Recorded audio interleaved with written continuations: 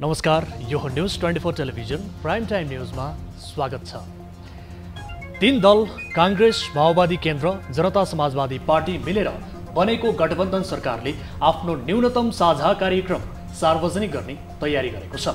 संहितापूर्ण कार्यान्वयन, लाल आयोगको प्रतिवेदन सार्वजनिक गर्ने लगायतका कार्यक्रमहरू सरकारले अघि बढाउने तयारी गरेको छ। तर स्थानीय तहलाई प्रदेश मातहत ल्याउने भन्ने गठबन्धनको तयारीलाई एमाले, राप्रपा सहितका प्रतिपक्षी दलहरूले आलोचना गरेका छन्।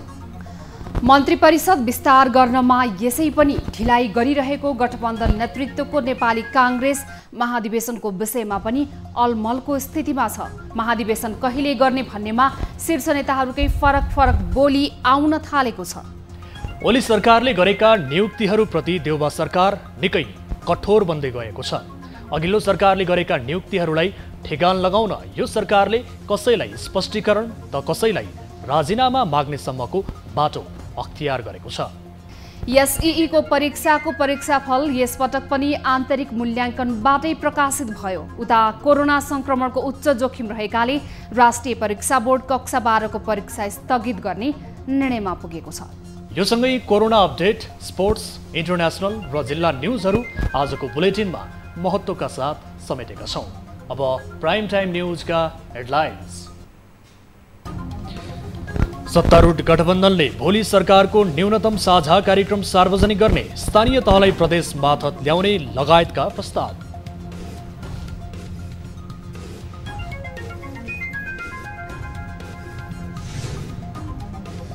कांग्रेस महाधिवेशन मङ्सिरमा सार्ने योजना सहित सभापति शेरबहादुर देउवाले गरे सरकारवालाहरूसँग छलफल। पौडेल पक्षले राख्यो विशेष महाधिवेशनको प्रस्ताव। भदौमानी महाधिवेशन छ, क्रियाशील संस्थाको सूचीबारे केही विवाद भइरहेको छ। 2077 को एसईई नतिजा प्रकाशित, कक्षा 12 को परीक्षा स्थगित। कोरोना जोखिम कम भएपछि परीक्षाको समय तालिका सार्वजनिक गरिने। 278 जना विद्यार्थीहरूको नतिजा। पछिल्लो 24 घण्टामा थप 3218 जनामा कोरोना पुष्टि, 19 को मृत्यु, 1722 जना संक्रमण मुक्त।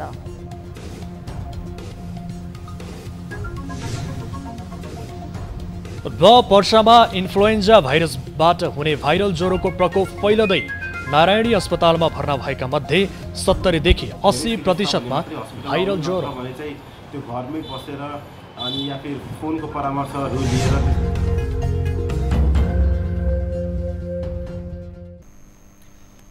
हामी निरन्तर न्युजमा छौं। नेकपा एमाले संगठनात्मक गतिविधिहरू र पार्टीका विधान तथा स्थानीय तहका अधिवेशनहरूको प्रक्रिया नरोक्ने भएको छ। एमालेको असन्तुष्ट वरिष्ठ नेता माधव नेपाल पक्षीय केन्द्रीय कमिटी बैठकले पार्टी एकताका लागि अधिवेशन, सदस्यता नवीकरण लगायतका संगठनात्मक गतिविधिहरू रोक्न माग गरेको थियो। तर त्यसको जवाफमा संस्थापन पक्षले महाधिवेशन केन्द्रित गतिविधि नरोकिने जवाफ दिएको हो। नियमित गतिविधि रोक्ने भने चाहिँ पार्टी पनि रोकिने कुरा हो र पार्टी नेकपा एमाले अब रोकिँदैन र यसको नियमित गतिविधिहरू, पार्टी सङ्गठनका कामहरू चाहिँ हामीले 75 साल जेठ 3 जति बेला हामी नेकपा एमाले र माओवादी केन्द्र एकीकृत गऱ्यौँ, त्यो एकीकरण पश्चात पार्टीलाई एउटा सशक्त बलियो एकीकृत पार्टी बलियो भयो भन्ने हामीले ठानेका थियौँ। तर हामीले पूर्ववत रूपमा नेकपा एमालेका साङ्गठनिक जीवनलाई हामीले धराशायी बनायौँ र त्यसैले त्यो साङ्गठनिक जीवनलाई रिभाइभ गर्नु छ, त्यो छिटै गर्छौँ हामी फेरि। एमाले संस्थापन समूहले नेता नेपाल पक्षले कार्यदलले तयार गरेको 10 बुँदे सहमति नै पार्टी एकताको आधार भनेर मानिसकेपछि अब एकताका लागि अन्य शर्त स्वीकार्य नहुने पनि बताएको छ। पार्टीले 10 बुँदे सहमति अनुमोदन गरिसकेकाले नवौं राष्ट्रिय महाधिवेशनबाट निर्वाचित हैसियतमा सबैले काम गर्नुपर्ने एमाले संस्थापन समूह बताउँछ। एमाले भदौ 27 र 28 गते विधान महाधिवेशन आयोजना गरेको छ। त्यस्तै असोज 9 गते भित्र एमाले सबै स्थानीय तहका अधिवेशन सम्पन्न गर्ने तयारी गरेको छ। अघिल्लो सरकारले गरेको नियुक्तिलाई पछिल्लो सरकारले कसिङ्गर नै ठान्ने चलन नेपालमा नहुनु होइन। सकेसम्म कसिङ्गरलाई मिल्काउनु नै पछिल्लो सरकारले बुद्धिमत्तापूर्ण मान्छ, मात्र नभई बहादुरी नै ठान्छ। तर यही कसिङ्गरमा कतिपय यस्ता काम लाग्ने वस्तु पनि पर्छन् जो अन्य सबैसँग कसिङ्गर सरह मिल्काइन्छन्। नेपालमा सर्वदलीय सहमति र जनचाहनाको कदर गर्दै नियुक्ति गर्ने परम्परा नहुँदा र नियुक्तिमा राम्रा भन्दा पनि हाम्रा र कार्यकर्तालाई बढी महत्त्व दिँदा विवाद हुने नहुने धेरै ठाउँ पनि विवादित बनाइएका छन्। एक रिपोर्ट। 1,83,000 सुकुम्बासी एवं भूमिहीनहरूलाई लाल पूर्जा वितरण गर्ने तयारी हुँदै गर्दा भूमि सम्बन्धी समस्या समाधान आयोगको विघटन गरियो। केपी शर्मा ओली सरकारले गठन गरेको 14 महिना बित्दा आयोग विघटन गरिएपछि यो विषय चर्चामा छ। ओली पक्षले यसको कडा प्रतिवाद गर्दै आएको छ भने पदाधिकारी मात्र हटाएर आयोग विघटन नगरे हुन्थ्यो भन्ने आवाज पनि उठ्न थालेको छ। देशभर सञ्जाल विस्तार भएर काम गरिरहेको अवस्थामा आयोगको विघटनले ठूलो संख्यामा भूमिहीनहरू भने मारमा पर्ने निश्चित छ। मान्छेहरूले सियासत गर्न थालिसके, पञ्चायती सुरु भइसक्यो, भत्ता राजनीतिकरण सुरु भइसक्यो। यो त प्रतिक्रिया मानिन्छ। यो कास्टिङ हो, अलोकतान्त्रिक तरिका। शेरबहादुर देउवा सरकारले तत्कालीन ओली सरकारले गरेको गैर संवैधानिक नियुक्तिहरू कुनै पनि नराख्ने बताइसकेको छ। यही अनुरूप यसअघि नै 11 देशका लागि गरेको राजदूत नियुक्ति बदर गरिसकेको छ। यति मात्र होइन, 2 प्रदेश प्रमुख पनि परिवर्तन भइसकेका छन्। ओली सरकारले गरेको सबै 929 नियुक्तिमाथि देउवा सरकारले छानबिन समेत थालेको छ। यस अवस्थामा गठबन्धन पक्षधर सरकारका सांसदहरूले ओली सरकारले गरेको संवैधानिक नियुक्ति सहित सबै नियुक्तिहरू बदर गर्न समेत माग राखिसकेका छन्। अब यो देशमा अध्यादेश छैन। ऐनले 6 जना सदस्य हुनुपर्नेमा धारा 284 लाई करप खाएर त्यसलाई पनि मारेर संविधानको निर्मम हत्या पनि गर्न खोजेर सूचना 48 घण्टा सभामुखलाई दिनुपर्ने, त्यो सूचना समेत नदिएर सर्वसम्मतिले निर्णय गर्नुपर्ने। तत्कालीन प्रधानमन्त्री ओलीले राख्न भ्याएसम्म सबै ठाउँमा आफ्ना मानिसहरू भरेपछि ती नियुक्तिहरू वर्तमान सरकारलाई घाँडो नै भएको छ। अधिकांश भएका नियुक्तिले सरकारलाई कतिपय ठाउँमा काम गर्न समेत मुस्किल पर्ने निष्कर्षमा सरकार र गठबन्धनमा आबद्ध दलहरू पुगिसकेका छन्। तर यो प्रक्रियाले कतिपय ठाउँमा संविधान र कानुन समेत मिचिने प्रश्न छ। संवैधानिक अङ्गमा सदस्य र अध्यक्षहरू नियुक्त भइसकेपछि उनीहरूलाई हटाउन सक्ने संविधान कि त महाभियोगबाट हुन्छ या त उहाँहरूले राजीनामा दिएपछि मात्रै त्यो पदबाट मुक्त हुन्छ। सरकारले अथवा मन्त्री परिषदले निर्णय गरेर चाहिँ नियुक्त भइसकेका संवैधानिक अङ्गका प्रमुख र सदस्यहरूलाई हटाउने संविधानमा कुनै पनि व्यवस्था छैन। जताततै राजनीति हस्तक्षेप रोक्न सार्वजनिक संस्थाहरूमा खुल्ला प्रतिस्पर्धाबाट पदपूर्ति गर्ने व्यवस्था पनि सुरु गरियो। तर अधिकांश स्थानमा अझै पनि राजनीतिक नियुक्ति हावी छ।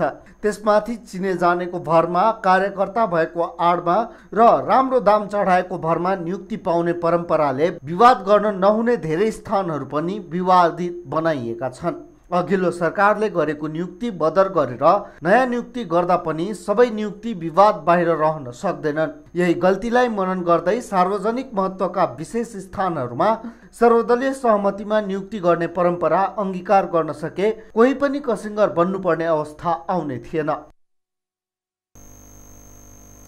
सत्तारूढ गठबन्धनको कार्यदलले सरकार सञ्चालनका लागि तयार गरेको न्यूनतम साझा कार्यक्रम र कार्यविधि भोलि सार्वजनिक हुने भएको छ। प्रधानमन्त्री निवास बालुवाटारमा आज बसेको सत्ता गठबन्धनको बैठकले आइतबार सो कार्यविधि सार्वजनिक गर्ने निर्णय गरेको छ। एक रिपोर्ट। सत्ता गठबन्धनले सरकारका 11 बुँदे प्राथमिकता र मन्त्रीहरूको 14 बुँदे आचार संहिता तयार गरेको छ। कांग्रेस महामन्त्री पूर्णबहादुर खड्का नेतृत्वको कार्यदलले बनाएको संयुक्त सरकारका नीति र कार्यक्रममा कोभिड-19बाट उत्पन्न महाविपत्तिबाट मुक्ति, राष्ट्रिय हितको सम्वर्धन तथा संघीयताको कार्यान्वयन र संघीय लोकतान्त्रिक गणतन्त्रको सुदृढीकरणको विषय समेटिएको छ। शान्ति सुरक्षाको प्रत्याभूति, सुशासन र सदाचार, शान्ति प्रक्रियाको पूर्णता, आर्थिक नीति तथा कार्यक्रम, सामाजिक रूपान्तरण, तात्कालिक राहत, पुनर्निर्माण र पुनर्स्थापना, पर्यावरणीय सन्तुलन र अन्तर्राष्ट्रिय सम्बन्धको विषय पनि समावेश छ। तत्कालीन विपक्षी गठबन्धनका नेता शेरबहादुर देउवा सर्वोच्च अदालतको फैसलासँगै प्रधानमन्त्री नियुक्त भएपछि माओवादी केन्द्रका अध्यक्ष पुष्पकमल दाहालले उच्च स्तरीय संयन्त्र निर्माण गर्नुपर्नेमा जोड दिएका थिए। तर त्यसमा सहमति नजुटेपछि दोस्रो तहका नेताहरू सम्मिलित कार्यदल गठन भएको थियो। सोही कार्यदलले शुक्रबार प्रधानमन्त्री सहित गठबन्धनका शीर्ष नेतालाई प्रतिवेदन बुझाए पनि औपचारिक रूपमा उक्त प्रतिवेदन सार्वजनिक भइसकेको छैन। शनिबार प्रधानमन्त्री निवास बालुवाटारमा बसेको सत्ता गठबन्धनका शीर्ष नेताहरूको बैठकले आइतबार सो प्रतिवेदन सार्वजनिक गर्ने निर्णय गरेको हो।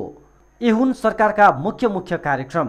असोजसम्ममा 1/3 र चैत्र मसान्तसम्ममा खोप लगाउन योग्य सबैलाई निःशुल्क खोपको व्यवस्था गर्ने, स्वास्थ्य सामग्री खरिदमा भएको अनियमितताको छानबिन गर्ने र दोषी उप कानुनी कारबाही गर्ने, स्थानीय तहलाई प्रदेशको क्षेत्राधिकारभित्र ल्याउन आवश्यक कार्य गर्ने, राजनीतिक दलहरूबीच सहमतिमा संविधान संशोधन, विदेशमा रहेका नेपालीलाई पनि मतदानको अधिकार दिलाउन पहल गर्ने, राष्ट्रिय हित प्रतिकूल रहेका सन्धि सम्झौताहरूको पुनरावलोकन गर्ने, समाधान हुन बाँकी सीमा सम्बन्धी समस्याहरू कूटनीतिक माध्यमबाट समाधान गर्ने, सीमा सुरक्षा र तस्करी नियन्त्रणका लागि सीमा सुरक्षा चौकी BOP वृद्धि गर्ने र परराष्ट्र नीति निर्माणमा राष्ट्रिय सहमति कायम गर्ने। 3 हप्ता बितिसक्दा पनि सत्ता गठबन्धनमा कुरा नमिल्दा मन्त्री परिषद विस्तार अझै हुन सकेको छैन। तर न्यूनतम साझा कार्यक्रम भने उनीहरूले तयार गरेका छन्। सत्ता गठबन्धनले बनाएको ती कार्यक्रमका केही विषयमा आलोचना समेत सुरु भइसकेको छ। यस्तो अवस्थामा आफैले बनाएको कार्यक्रम लागू गर्न सरकार कति प्रतिबद्ध रहला त्यो थाहा पाउन भने केही समय कुर्नै पर्ने हुन्छ। नेपाली कांग्रेसको महाधिवेशनका विषयमा शीर्ष नेतृत्व नै अलमलमा रहेका छन्। उनीहरूको अभिव्यक्ति नै फरक आउन थालेका छन्। पार्टी सभापति शेरबहादुर देउवाले महाधिवेशन मङ्सिरसम्म सार्ने योजना सहित निर्वाचन आयोग लगायतसँग छलफल थालेका छन्। तर वरिष्ठ नेता रामचन्द्र पौडेल पक्ष सदस्यता विवादले तोकिएकै मितिमा महाधिवेशन हुन सम्भव नभएको प्रतिक्रिया दिँदै आएको छ। एक रिपोर्ट। कांग्रेसको पूर्व निर्धारित तालिका अनुसार महाधिवेशनका लागि 3 साता मात्र बाँकी छ। महाधिवेशनको निर्धारित मिति अनुसार अहिलेसम्ममा ओडा अधिवेशन, गाउँ अधिवेशन र क्षेत्रीय अधिवेशन सम्पन्न भइसक्नुपर्ने हो। तर कांग्रेसका शीर्ष नेताहरूले महाधिवेशन हुने वा नहुने विषयमा फरक अभिव्यक्ति दिएका छन्। महामन्त्री शशाङ्क कोइरालाले चितवनको एक कार्यक्रममा महाधिवेशन मङ्सिर अगाडि हुन नसक्ने अभिव्यक्ति दिएका छन्। क्रियाशील सदस्यता विवाद यथावत हुनु, नयाँ निर्वाचन तालिका प्रकाशन नहुने, निर्वाचन निर्देशिका तयार नहुने भएकाले भदौमा महाधिवेशन नहुने संस्थापन इतरको तर्क छ। महामन्त्री कोइरालाले पार्टी सभापति शेरबहादुर देउवाले मङ्सिरसम्ममा महाधिवेशन हुने संकेत गरेको समेत बताए। निर्धारित समयमा नै गर्ने भनेर भनेका हौँ। हुन त अब यो भदौमा त हुन सक्दैन, अहिले क्रियाशील बोलाएको छैन। तर छिटोभन्दा छिटो महाधिवेशन चाहिँ हुनुपर्छ भन्ने हाम्रो भनाइ। तर उपसभापति विमलेन्द्र निधिले भने चुनाव भदौमा नै हुने दावी गरेका छन्। सभापतिका उम्मेदवारको तयारीमा समेत रहेका निधिले धनुषामा सभापति देउवाले भदौमा नै महाधिवेशन गर्ने तयारी गरेको र त्यसका लागि केन्द्रीय समितिको बैठक बोलाएको बताए। पार्टी सभापतिजीले भन्नुभएको छ भदौमा नै महाधिवेशन हुन्छ। क्रियाशील संस्थाको सूचीबारे केही विवाद भइरहेको छ, त्यो टुङ्गो लागि साथ महाधिवेशन हुन्छ। त्यस्तै संस्थापन पक्षको काउन्टरमा रहेको पौडेल पक्षले भने भदौमा महाधिवेशन गर्न नसकिने भएकाले विशेष महाधिवेशन गर्ने प्रस्ताव गरेका छन्। देउवाले भदौमा महाधिवेशन टार्ने संकेत देखाएपछि पौडेल पक्षका नेता अर्जुन नरसिंह केसीले पार्टीको वैधानिकतामा प्रश्न आउने गरी महाधिवेशन बारे निर्णय गरे चुप लागेर नबस्ने चेतावनी समेत दिएका छन्। वैधानिकतालाई सुनिश्चित गर्ने कुनै पनि वैधानिक प्रश्न उठ्दैन भन्ने सुनिश्चितता नभइकन सारिएको कुरा चाहिँ नि अरूले के गर्छन् साथीहरूको अझै छलफल हुनुभएको छ। म चाहिँ नेपाली कांग्रेसको धारा 249 संविधानको धारा 249 तिर राखेर असहमति जनाउँछौँ, हामी असहमत छौँ। तर सुनिश्चितता भयो भने कुनै पनि बेला सार्न सकिन्छ, 6 महिना सार्न सकिन्छ, 3 महिना सार्न सकिन्छ। त्यसको सुनिश्चितता लिने कुरा त पार्टी सभापति र पदाधिकारीको हो नि। विवादको बीचमा देउवाले साउन 28 मा पार्टीको केन्द्रीय महाधिवेशन बैठक बोलाएका छन्। सो बैठकमा कार्यतालिका र निर्वाचन निर्देशिका प्रस्तुत गर्ने भनिए पनि पार्टीको वैधानिकता जोगाउने विकल्पका विषयमा छलफल गर्ने बुझिएको छ। संवैधानिक छिद्रको आड लिएर पार्टीको वैधानिकता बचाउन निर्वाचन आयोगसँग परामर्श गर्ने भनिएको छ। पार्टीको वैधानिकता यही भदौ 23 मा सकिँदैछ। पार्टी वैधानिकतामा सङ्कट पर्ने गरी महाधिवेशन सार्ने देउवाको सो रणनीतिमा पार्टी असन्तुष्ट नेता तथा कार्यकर्ताले सहज रूपमा स्वीकार गर्लान् त? त्यो हेर्न भने 5 दिनपछि राखिएको केन्द्रीय समिति बैठकलाई कुर्नै पर्ने हुन्छ। न्युज 24 का लागि क्यामेरामा सुनिल गुरुङको साथमा टिभी जर्नालिस्ट पुष्पा शर्माको रिपोर्ट। हामी निरन्तर न्युजमा छौं। राष्ट्रिय परीक्षा बोर्डले माध्यमिक शिक्षा परीक्षा एसईई को नतिजा सार्वजनिक गरेको छ। शनिबार बोर्डको बैठकले एसईई को नतिजा प्रकाशित गर्ने निर्णय गरेको हो। विद्यालयले गरेको आन्तरिक मूल्याङ्कनको आधारमा एसईई को नतिजा सार्वजनिक गरिएको बोर्डले जनाएको छ। मुलुकभरका विद्यालयले विद्यार्थीको प्राप्ताङ्क पठाएका थिए। परीक्षाका लागि 5,17,122 जनाले रजिस्ट्रेसन फारम भरेकोमा 4,74,578 जना विद्यार्थीहरूको नतिजा प्रमाणीकरण गरेर सार्वजनिक गरिएको बोर्डले जनाएको छ। अब मार्कसिटलाई जिल्लामा पुर्याउने र अहिले पनि विभिन्न माध्यमबाट आफ्नो नतिजा हेर्न सक्ने बोर्डका परीक्षा उपनियन्त्रक चेतनाथ शर्माले बताउनुभयो। एसईमा 5,17,122 जनाले रजिस्ट्रेसन फारम भरेका थिए। तीमध्ये अब कतिपय एब्सेन्ट हुन्छन्, ड्रप आउट हुन्छन्, कहाँ जान्छन् भन्दाखेरि हामीले आज 4,84,278 जना विद्यार्थीहरूको नतिजा प्रमाणीकरण गरेका छौँ। यस्तै बोर्डले कक्षा 12 को परीक्षा स्थगित गरेको छ। शनिबार बसेको बोर्ड बैठकले साउन 31 गतेबाट हुने परीक्षा स्थगित गर्ने निर्णय गरेको हो। परिस्थिति अनुकूल भएपछि पुनः परीक्षा सञ्चालन गर्ने निर्णय समेत भएको बोर्डले जनाएको छ। पुनः हुने परीक्षाबारे पनि 15 दिन अघि जानकारी दिइने पनि बोर्डले जनाएको छ। गत वर्ष कक्षा 12 को परीक्षा मङ्सिरमा सञ्चालन भएको थियो। स्वास्थ्य मन्त्रालयले परीक्षा स्थगित गर्नका लागि बोर्डलाई सिफारिस गरेको छ। नेपालमा शनिबार थप 3,218 जनामा कोरोना संक्रमण पुष्टि भएको छ। देशभर गरिएको 8,866 पीसीआर परीक्षणका क्रममा 2,231 जना र 4,707 वटा एन्टिजेन परीक्षणका क्रममा 987 जनामा कोरोना पुष्टि भएको स्वास्थ्य मन्त्रालयले जनाएको छ। यो सँगै नेपालमा कोरोना संक्रमितको संख्या 7,80,807 पुगेको छ। त्यस्तै कोरोनाका कारण थप 19 जनाको मृत्यु भएको छ। हालसम्म नेपालमा 10,038 जनाले कोरोनाका कारण ज्यान गुमाएका छन्। त्यस्तै थप 1,722 संक्रमित निको हुँदा हालसम्म नेपालमा 6,67,270 जना कोरोना मुक्त भएका छन्। हाल नेपालमा 35,432 सक्रिय संक्रमित आइसोलेसनमा र 443 जना क्वारेन्टिनमा रहेका छन्। त्यस्तै हालसम्म 36,74,701 वटा पीसीआर र 3,54,250 वटा एन्टिजेन परीक्षण गरिएको छ। त्यस्तै हालसम्म नेपालमा 23,59,793 जनाले कोरोना विरुद्धको पूर्ण मात्राको खोप लगाएको स्वास्थ्य मन्त्रालयले जनाएको छ। जापान सरकारले उपलब्ध गराएको एस्ट्राजेनेका खोपको पहिलो खेप काठमाडौँ आइपुगेको छ। जापान सरकारले कोभ्याक्स परियोजना अन्तर्गत नेपाललाई उपलब्ध गराएको खोपको पहिलो खेप काठमाडौँ आइपुगेको हो। कतार एयरवेजको विमान मार्फत 3 लाख भन्दा बढी डोज खोप ल्याइएको छ। जापान सरकारले नेपाललाई 16 लाख डोज खोप सहयोग स्वरूप उपलब्ध गराउने प्रतिबद्धता जनाएको छ। सोही योजना अनुसार शनिबार र आइतबार 8 लाख डोज खोप नेपाल भित्रिएको हो। बाँकी 8 लाख डोज कहिले आउने भन्ने विषय भने टुङ्गो लागिसकेको छैन। सरकारले आगामी असोज महिनाभित्र 1 करोड बढी खोप ल्याउने तयारी गरेको छ। होल्डिङ सेन्टरको अभावमा एक समय भारतबाट आएका संक्रमितहरूलाई रोक्न नसक्दा नेपाल पनि संक्रमितले भरिने अवस्थामा पुग्यो। तर ढिलै भए पनि सरकारले देशभरका 8 नाकामा एउटै शैलीका 8 वटा होल्डिङ सेन्टर बनाउने कार्यलाई तीव्रता दिएको छ। एकैपटक 1000 मानिस अटाउन सक्ने क्षमताका होल्डिङ सेन्टरमा परीक्षणसहित अक्सिजन बेडहरू पनि राखिने भएका छन्। एक रिपोर्ट। झापाको मेचीनगर नगरपालिकामा करिब 22 करोडको लागतमा होल्डिङ सेन्टर निर्माण भइरहेको छ। मेचीनगर 14 स्थित हडिया खोला बगरमा 1000 क्षमताको सुविधा सम्पन्न सरकारी होल्डिङ सेन्टर धमाधम बनिरहेको छ।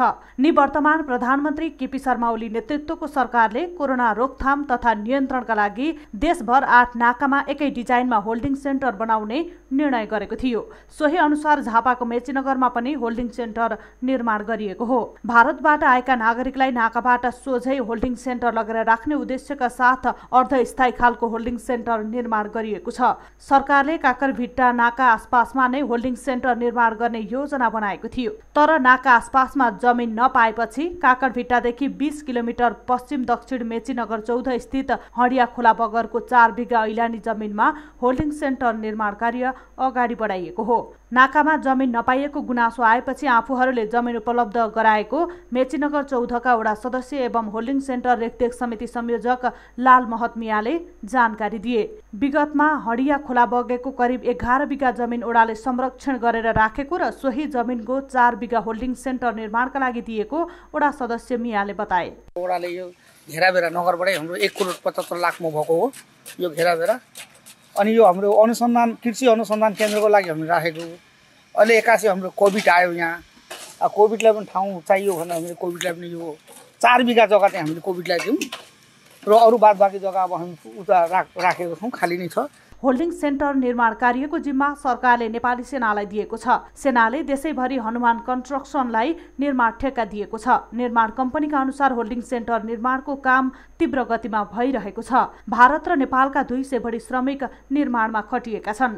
होल्डिङ सेन्टरमा अक्सिजन सहितको बेडको पनि व्यवस्था हुने कोभिड-19 सङ्कट व्यवस्थापन केन्द्र DCCMC का संयोजक प्रमुख जिल्ला अधिकारी श्रवण कुमार तिमल सिन्हाले जानकारी दिए। काकरभिट्टा नाकाबाट आउने नेपाली नागरिकहरूलाई त्यो होल्डिङ सेन्टरमा राखेपछि उहाँहरूको स्वास्थ्य परीक्षण गर्ने र त्यो परीक्षणको आधारमा नेगेटिभ रिपोर्ट आयो भनेदेखि हामी सम्बन्धित पालिकासँग समन्वय गरेर छुट्टै गाडीको व्यवस्थापन गरेर उहाँहरूलाई सम्बन्धित गन्तव्य स्थानमा पुर्याउने गरेर त्यो होल्डिङ सेन्टरको चाहिँ परिचालन त्यसको चाहिँ परिचालन गर्ने व्यवस्था चाहिँ हामीले मिलाउने हिसाबले हामी अगाडि बढिरहेको स्थिति छ। भारतबाट आएकाहरूलाई पहिला नाकाबाट सोझै होल्डिङ सेन्टर पुर्याइने भएको छ। यात्रुको स्वास्थ्य जाँच पनि यही सेन्टरमा गरिनेछ। होल्डिङ सेन्टरमा अस्पतालको जस्तै सेवा सुविधा हुनेछ। सरकारी डिजाइन अनुसार होल्डिङ सेन्टरमा 22 वटा टहरा रहनेछन्। न्युज 24 टेलिभिजनका लागि झापाबाट टिभी जर्नलिस्ट युवराज आचार्यको रिपोर्ट। हामीसँग न्युजहरू अझै बाँकी छन्। समय हो लाइफ बोय हात धुने ब्रेकको।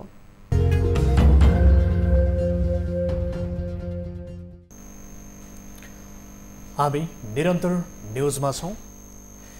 इन्फ्लुएन्जा भाइरसबाट हुने भाइरल ज्वरोको प्रकोप अहिले पर्सामा तीव्र गतिमा फैलिँदै गएको छ। मौसम परिवर्तनसँगै रुगाखोकी, ज्वरो, टाउको दुख्ने जस्ता लक्षणका बिरामीहरूको सङ्ख्यामा वृद्धि भएको छ। अहिले नारायणी अस्पतालमा उपचारका लागि पुग्ने बिरामीहरूमध्ये 70 देखि 80% बिरामीहरूमा भाइरल ज्वरोको सङ्क्रमण देखिएको छ। एक रिपोर्ट। वीरगञ्ज स्थित नारायणी अस्पतालमा दैनिक 100 देखि 125 जनाको संख्यामा जाँचका लागि आउने बिरामीहरूमध्ये 70-80% बिरामीहरूमा भाइरल ज्वरो अर्थात् इन्फ्लुएन्जा भाइरसको प्रकोप देखिएको छ। इन्फ्लुएन्जा भाइरसबाट लाग्ने भाइरल ज्वरोमा 2 किसिमका भाइरसको संक्रमण बढेको छ। वीरगञ्जका 5 जना भाइरल ज्वरोका बिरामीहरूको स्वाब संकलन गरेर काठमाडौँ स्थित टेक्यु अस्पतालमा परीक्षणको लागि पठाएकोमा 4 जनामा इन्फ्लुएन्जा ए संक्रमण पुष्टि भएको छ। यसैगरी जनकपुरबाट 3 जना भाइरल ज्वरोको बिरामीको स्वाब संकलन गरेर पठाउँदा 3 जनामै इन्फ्लुएन्जा बी संक्रमण पुष्टि भएको थियो। यसबाट तराईका जिल्लाहरूमा इन्फ्लुएन्जा ए र बी दुवैको संक्रमण बढेको नारायणी अस्पतालका COVID focal person doctor Saroj रोशनदासले जानकारी दिए। ज्वरो खोकीको केस बढेपछि हामीले WHO सँग कुरा गरेर यहाँको स्याम्पलहरू हामीले टेकु अस्पतालमा पठाथ्यौँ। अनि टेकुमा पठाउँदाखेरि चाहिँ वीरगञ्जमा चाहिँ एक किसिमको इन्फ्लुएन्जा ए भाइरसको आउटब्रेक जस्तो देखा परेको थियो। 5 वटा स्याम्पलमा हाम्रो 4 वटा स्याम्पलमा चाहिँ इन्फ्लुएन्जा ए भाइरस पोजिटिभ देखा परेको थियो। इन्फ्लुएन्जाको संक्रमण बढेसँगै वीरगञ्ज लगायत पर्सामा यस संक्रमणको जोखिम पनि उत्तिकै बढेको हो। कोरोना भाइरससँग जुझ्दै गएको वीरगञ्ज लगायत जिल्लाको ग्रामीण भेगका घरै पछि भाइरल ज्वरोका संक्रमितहरूको संख्यामा वृद्धि भएको देखिन्छ। शरीर गल्ने, आलस्य हुने, खान रुचि नहुने, रिगाटा लाग्ने, छाती दुख्ने, शरीर गह्रो हुने जस्ता भाइरल ज्वरोका बिरामीहरूको संख्या बढेपछि स्वाब परीक्षण गर्दा 2 प्रकारका इन्फ्लुएन्जाको संक्रमण देखिएको हो। भिडभाडमा जाँदा, खोक्दा, हाच्छिउँ गर्दा, हात मिलाउँदा इन्फ्लुएन्जा संक्रमणको जोखिम हुन सक्ने भन्दै डाक्टर दासले सामाजिक दूरी साथसाथै स्वास्थ्य मापदण्डलाई पालना गर्नुपर्ने बताए। एक किसिमको हाम्रै हस्पिटलभित्र नै रोगहरू सर्ने चान्सेस एकदमै भइरहेछ अहिले। त्यो कारणले मान्छेहरूले पनि अलि बुझेर चाहिँ अगर धेरै सिरियस छ भने मात्रै हस्पिटल आउनु, नत्र भने चाहिँ त्यो घरमै बसेर अनि या फिर फोनको परामर्शहरू लिएर त्यसपछि उहाँले डाक्टरसँग कुरा गर्न सक्नुहुन्छ कि मलाई यो समस्या छ त्यो समस्या छ भनेर। इन्फ्लुएन्जा एक व्यक्तिबाट अर्को व्यक्तिमा खोक्दा हाच्छिउ गर्दा सर्न सक्छ। प्राय रुगाखोकीका रूपमा इन्फ्लुएन्जा देखा पर्दछ। रुगाखोकी सामान्यतः आफै पनि निको हुन्छ, तर विशेष गरी गर्भवती, 5 वर्ष मुनिका बालबालिका, 65 वर्ष माथिका नागरिक तथा रोग प्रतिरोध क्षमता कम हुने व्यक्ति र दीर्घरोग, मधुमेह, उच्च रक्तचाप, मृगौला, दम र अन्य श्वास प्रश्वासबाट ग्रसित जस्ता बिरामीहरू यसबाट बढी प्रभावित हुने गरेका छन्। न्युज 24 टेलिभिजनका लागि पर्साबाट टिभी जर्नलिस्ट हरिशंकर शर्माको रिपोर्ट। एउटा पक्की पुलको अभावमा बर्दियाको भौरा टप्पु अर्थात् राजपुर क्षेत्रका जनताले शास्ति भोगेको वर्षौं बितिसकेको छ, तर पनि उनीहरूले भोग्दै आएको शास्तिप्रति कसैको ध्यान जान सकेको छैन। सानोतिनो कामका लागि पनि उनीहरूलाई हरेक दिन टिकापुर बजार पुग्नुपर्ने बाध्यता छ, तर दौलपुर घाट उनीहरूका लागि सदैव तगारो बन्दै आएको छ। त्यसैले उनीहरूले वर्षाको समयमा ढुङ्गाको सहयोग लिनुपर्ने बाध्यताले पनि 27 वर्ष टेकिसक्यो। एक रिपोर्ट। बर्दिया जिल्लाको भैराटापु भनेर चिनिएको राजापुर क्षेत्रका स्थानीय बासिन्दा अति आवश्यक कामको लागि दैनिक जसो जोखिमपूर्ण यात्रा गर्न विवश छन्। राजापुर नगरपालिकाको उत्तरी भेग र गेरुवा गाउँपालिकाका स्थानीय बासिन्दाहरूलाई ससानो कामको लागि पनि टिकापुर बजार पुग्नुपर्ने बाध्यता छ, तर दौलपुर घाटमा पक्की पुल निर्माण हुन नसक्दा स्थानीयले शास्ति बेहोर्नु परेको छ। स्वास्थ्य, शिक्षा र दैनिक उपभोग्य वस्तु खरिद गर्नको लागि टिकापुर जाने स्थानीयहरू जोखिमपूर्ण यात्रा गर्न बाध्य भएका छन्। अब नाउ भाडा तिर्नु परे पनि समयको पनि बचत भयो। अरू गाउँवासीहरूको पनि 65 to 70% को घर जग्गाहरू केही टिकापुर आवश्यक छ। त्यो कारणले गर्दा यो चाहिँ अलिकति बिजी भएर छ यो बाटो। वर्षाको समयमा नदीमा पानीको सतह बढ्ने भएकोले यो बेलामा अझ जोखिम हुने गर्छ। दौलतपुर घाटमा बेला बेलामा दुर्घटना भइरहने भए पनि अहिलेसम्म मानवीय क्षति भने नभएको विगत 27 वर्षदेखि डुङ्गा सञ्चालन गर्दै आइरहेको गौरीशंकर थारूको भनाइ छ। भौगोलिक हिसाबले भौराटापुवासीलाई टिकापुर बजार जानको लागि केन्द्रबिन्दु मानिने दौलतपुर घाट नै हो।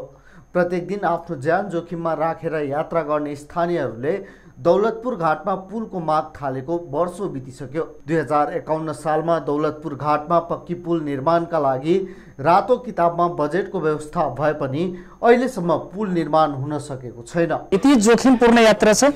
तपाईको चाहिँ अब पानीको प्रवाह पनि ज्यादा छ र डुङ्गालाई त्यो ठाउँबाट माथि तान्नु पर्ने र त्यसको ब्यालेन्स मिलाउँदाखेरि त्यहाँ चाहिँ दैनिक विभिन्न किसिमका घटनाहरू हुने सम्भावना छ। यसप्रति राज्य र स्थानीय सरकार, नेपाल सरकार सबैको ध्यान चाहिँ प्रमुख प्राथमिकताका साथ राख्नुपर्ने हो। दौलतपुर घाटमा पुल अति आवश्यक रहे पनि पूर्व पश्चिम राजमार्ग र हुलाकी सडकको बीचमा अर्को पुल बनाउन नमिल्ने राजापुर नगरपालिकाको तर्क छ। दौलतपुर घाटमा टिकापुरसँग जोड्ने मध्यवर्ती बाटोको लागि यदि त्यो व्यवस्थापन गर्न सक्यो, त्यो बाटो बनाउन सक्यो भने त्यहाँ पुलको आवश्यकता हो भनेर हामीले पहल गरेका छौँ।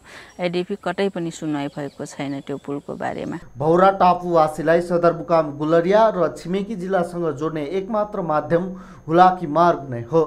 भौगोलिक हिसाबले जिल्ला सदरमुकाम टाढा पर्ने भएकोले स्थानीयवासी टिकापुर बजारको सहारा लिने गर्दछन्। न्युज 24 का लागि बर्दियाबाट TV journalist Jyoti Kumar पन्थीको report. हामी निरन्तर न्युजमा छौं।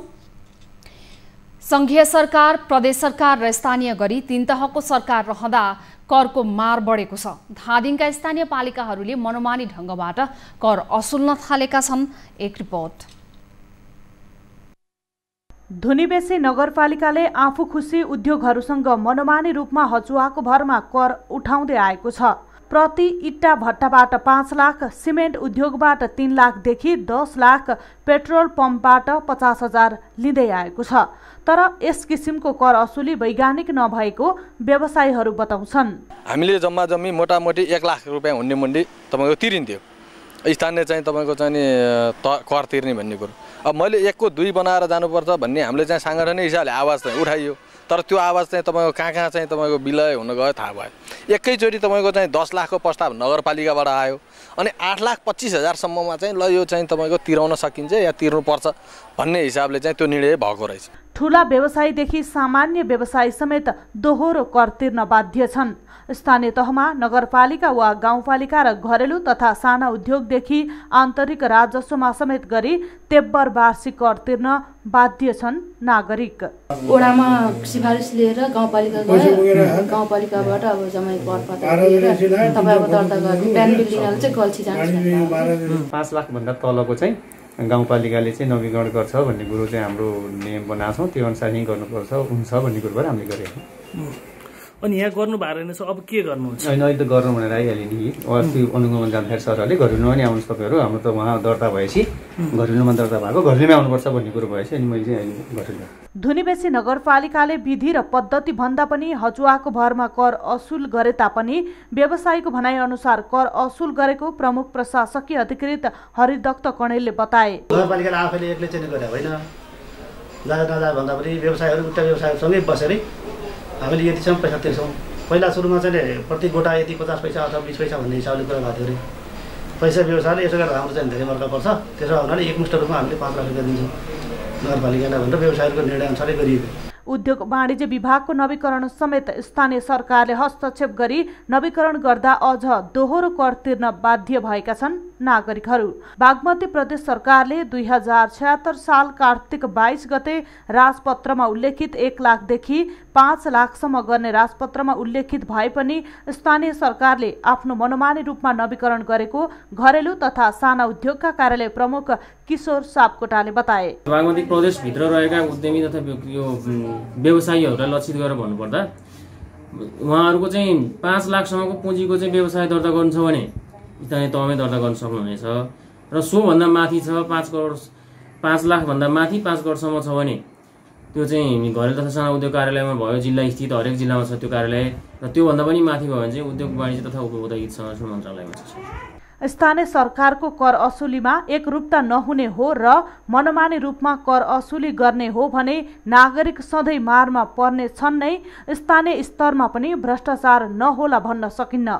न्युज 24 का लागि धादिङबाट टिभी जर्नलिस्ट बासु श्रेष्ठको रिपोर्ट।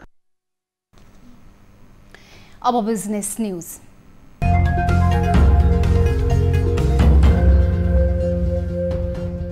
यस साता नेप्से परिसूचक करिब 1% बढेर बन्द भएको छ।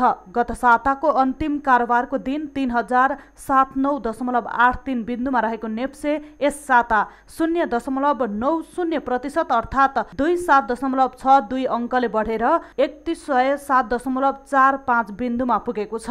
यस साता नेप्सेले नयाँ अल टाइम हाई रेकर्ड बनाएको छ।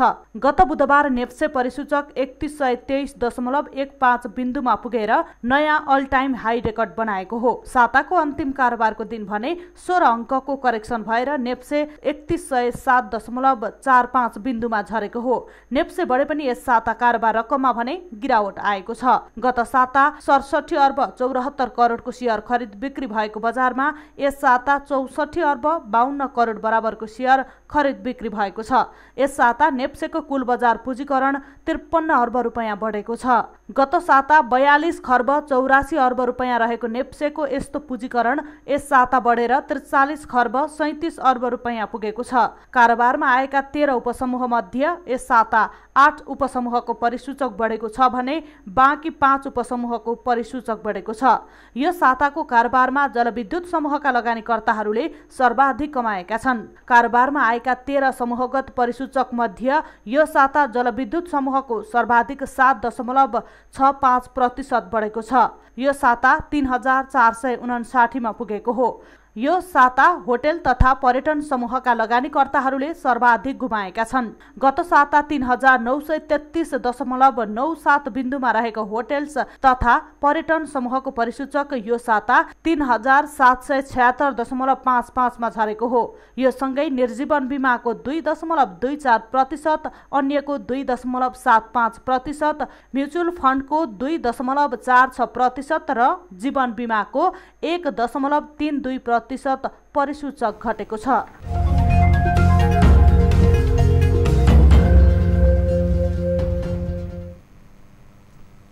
हामीसँग न्युजहरू अझै बाँकी छन्। समय हो लाइफ बोय हात धुने ब्रेकको।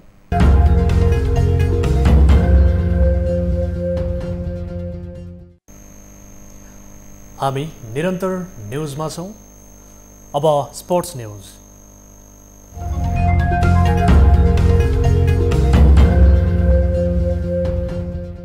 राष्ट्रिय पुरुष फुटबल टोलीले अर्को महिना भारतसँग 2 अन्तर्राष्ट्रिय मैत्रीपूर्ण खेल खेल्ने भएको छ। अखिल नेपाल फुटबल सङ्घ एन्फाले शुक्रबार 2 खेल हुने पक्का भएको जनाएको छ। खेल त्रिपुरेश्वर स्थित दशरथ रङ्गशालामा 17 र 20 भदौमा हुनेछ। नेपाल र भारतले पछिल्लो पटक दशरथ रङ्गशालामा 6 वर्ष अघि खेलेका थिए। विश्वकप छनौट अन्तर्गत उक्त खेल गोलरहित बराबरीमा सकिएको थियो। त्यसपछि सन् 2015 को साफ च्याम्पियनसिपमा नेपाल 4-1 गोल अन्तरले पराजित भएको थियो भने सन् 2017 को मैत्रीपूर्ण खेलमा 2-0 को हार बेहोरेको थियो। नेपाल र भारत दुवै साफ च्याम्पियनसिपको तयारीमा रहेका छन्। जारी टोकियो ओलम्पिकमा भारतले पहिलो स्वर्ण पदक हात पारेको छ। पुरुषको ज्याभलिन थ्रोमा शनिबार नीरज चोपडाले भारतलाई पहिलो स्वर्ण दिलाएका हुन्। चोपडाले 87.58 मिटर थ्रो गर्दै स्वर्ण पदक हात पारेका हुन्। त्यस्तै गलाल युफाईले फिलिपिन्सका कार्लो पालमलाई हराउँदै बेलायतका लागि बक्सिङमा पहिलो स्वर्ण पदक जितेका छन्। 28 वर्षीय युफाईले फ्लाइवेटमा पालमलाई 4-1 ले हराएका हुन्। युफाईले पहिलो, तेस्रो, चौथो र पाँचौं राउन्ड 29-28 अङ्कले जितेका थिए। दोस्रो राउन्ड भने पालमले 29-28 ले जितेका थिए। जापानका रोमेई तानाका र काजाकिस्तानका साकेन बिबोसिनोभले कांस्य पदक हात पारेका छन्। त्यस्तै अमेरिकी नेली कोडाले महिला गल्फमा स्वर्ण पदक जितेकी छन्। कोडाले कुल 17 अन्डर 267 खेलिन्। 61 स्ट्रोकले पछि परेकी जापानकी मोने इनामीले रजत पदक हात पारिन्। इनामीले 16 अन्डर 268 खेलिन्। न्युजिल्यान्डकी लेडिया कोलेले कांस्य पदक जितिन्। त्यस्तै पुरुष बास्केटबलको स्वर्ण पदक अमेरिकाले जितेको छ। साइटामा एरिनामा शनिबार फ्रान्सलाई 87-82 अङ्कले पराजित गर्दै अमेरिकाले स्वर्ण पदक जितेको हो। प्रतिस्पर्धात्मक बनेको फाइनलको पहिलो क्वार्टरमा अमेरिकाले 22-18 को अग्रता बनाएको थियो। दोस्रो क्वार्टरमा 22-21, तेस्रोमा 27-24 को अग्रता बनाएको अमेरिका अन्तिम क्वार्टरमा भने 19-16 ले पछि परेको थियो। यससँगै अमेरिकाले लगातार चौथो पटक ओलम्पिकमा स्वर्ण पदक जितेको छ। French club Paris Saint Germain पिएसजीले अर्जेन्टिनी फरवार्ड लियोनल मेस्सीका लागि 2 वर्षको प्रस्ताव गरेको छ। स्पेनिस क्लब बार्सिलोना छाडेका मेस्सीका लागि पिएसजीले वार्षिक 35 मिलियन युरो तलब सहित प्रस्ताव गरेको हो। पिएसजीले तलबमा केही रकम थप्न सकिने तथा थप 1 वर्ष सम्झौता लम्ब्याउन सकिने शर्त पनि अघि सारेको छ। पिएसजीको प्रस्ताव प्रति सकारात्मक देखिएका मेस्सी र क्लब बीच यही साताभित्र औपचारिक रूपमा सम्झौता हुने सम्भावना बढेको छ। हामी निरन्तर न्युजमा छौँ। अब एउटा रोचक प्रसङ्ग। चीनमा कुकुर तथा बिरालो खाने चलन रहेको छ, तर चीनको एउटा सहरमा भने कुकुर बिरालोको मासु खान प्रतिबन्ध लगाइएको छ। यो सँगै सेन्जेन कुकुर बिरालोको मासुलाई प्रतिबन्ध लगाउने चीनको पहिलो सहर बनेको छ। कोरोना भाइरसको महामारीलाई मध्यनजर गर्दै सहर प्रशासनले यस्तो कदम चालेको हो। हाल आतंक मच्चाइरहेको कोरोना भाइरसको उत्पत्तिको खास स्रोत अहिलेसम्म पनि पत्ता नलगाएको भए तापनि जंगली जनावरको मासु खाँदा जनावरबाट मानिसमा भाइरस सरेको अनुमान गरिएको छ। यो सँगै चीनले फेब्रुअरी महिनामा जंगली जनावरको व्यापार तथा जंगली जनावरको मासु सेवनमा प्रतिबन्ध लगाइसकेको थियो। तर सेन्जेन सहरले त्यो भन्दा 1 कदम अघि बढ्दै कुकुर र बिरालोको मासुमा पनि प्रतिबन्ध लगाएको हो। एक रिपोर्ट अनुसार एसियाली देशहरूमा मासुकै लागि हरेक वर्ष 3 करोड कुकुर मारिन्छन्। चीनमा मात्रै वर्षेनी 1 करोड कुकुर र 40 लाख बिरालोहरू मासुकै लागि मारिन्छन्। जनावर अधिकारवादी संस्थाहरूले कुकुर बिरालोको मासुमा प्रतिबन्ध लगाउने चीनको सेन्जेन सहरको निर्णयलाई स्वागत गरेका छन्। अब प्राइम टाइम न्युज सक्नु अघि अहिलेसम्मका हेडलाइन्स फेरि एकपटक। सत्तारूढ गठबन्धनले भोलि सरकारको न्यूनतम साझा कार्यक्रम सार्वजनिक गर्ने, स्थानीय तहलाई प्रदेशमा थतल्याउने लगायतका प्रस्ताव।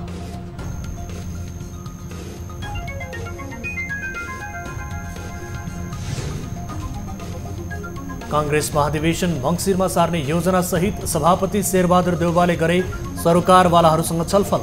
पौडेल पक्षले राख्यो विशेष महाधिवेशनको प्रस्ताव। भदौबादी महाधिवेशन हुन्छ, क्रियाशील संस्थाको सूचीबारे केही विवाद भइरहेको छ। 2077 को एसईई को नतिजा प्रकाशित, कक्षा 12 को परीक्षा स्थगित। कोरोना जोखिम कम भएपछि परीक्षाको समय तालिका सार्वजनिक गरिने। 78 जना विद्यार्थीहरूको नतिजा। पछिल्लो 24 घण्टामा थप 3218 जनामा कोरोना संक्रमण पुष्टि, 19 जनाको मृत्यु, 1722 जना संक्रमण मुक्त।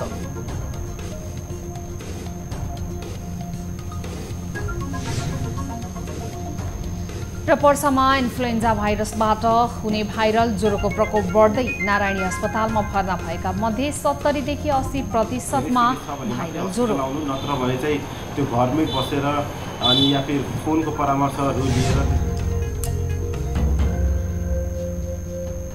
थप न्युजका लागि हाम्रो वेबसाइट www.news24nepal.com हेर्नुहोला।